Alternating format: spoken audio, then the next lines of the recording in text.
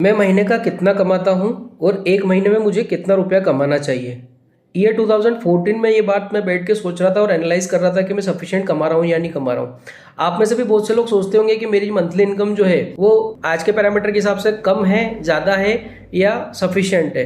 तो इस बात की एडवाइस के लिए मैं अपने दादाजी के पास गया और उन्होंने मुझे सबसे बेस्ट एडवाइस दी और उसी पैरामीटर से मैं आज दिन तक एनालाइज करता हूँ कि मैं सफिशिएंट कमा रहा हूँ या नहीं कमा रहा हूँ।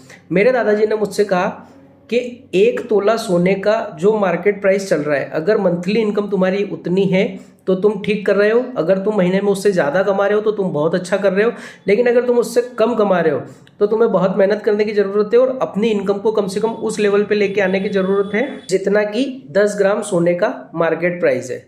तो गोल्ड का 2014 में भाव था 28,000 रुपये पर तोला के आसपास और आज 2026 में गोल्ड 10 ग्राम का भाव है 1,60,000 रुपये के आसपास। तो आप खुद एवेल्यूएट कर लीजिए कि अगर आप महीने का 1,60,000 के आसपास नहीं कमाते हैं तो आप बहुत पीछे चल रहे हैं और लगभग अगर आप 1,60,000 रुपये से के बराबर या उससे ज़्यादा कमाते हैं तो आप दुनिया के साथ कदम से कदम मिला के चल रहे हैं या उससे आगे चल रहे हैं। और ये पैरामीटर 2014 से लगा कि अभी तक इतना सटीक मेरे लिए काम कर रहा है। जब भी गोल्ड प्राइसेस से मेरी मंथली इनकम कम होने लग जाती है मैं अपने एफर्ट्स बढ़ा देता हूँ और कम से कम इस बात के लिए ट्राई करता हूँ कि मेरी मंथली इनकम 10 ग्राम सोने के भाव के बराबर तो हो ही। और अगर इस रूल को आप अपनी लाइफ में इम्प्लीमेंट करेंगे, इसके अकॉर्डिंग अपने इनकम को अचीव करने के लिए ट्राई करेंगे तो मुझे लगता है कि आप कभी भी दुनिया से पीछे नहीं होंगे, हमेशा आप दुनिया के साथ कदम से कदम मिलाकर चल रहे होंगे।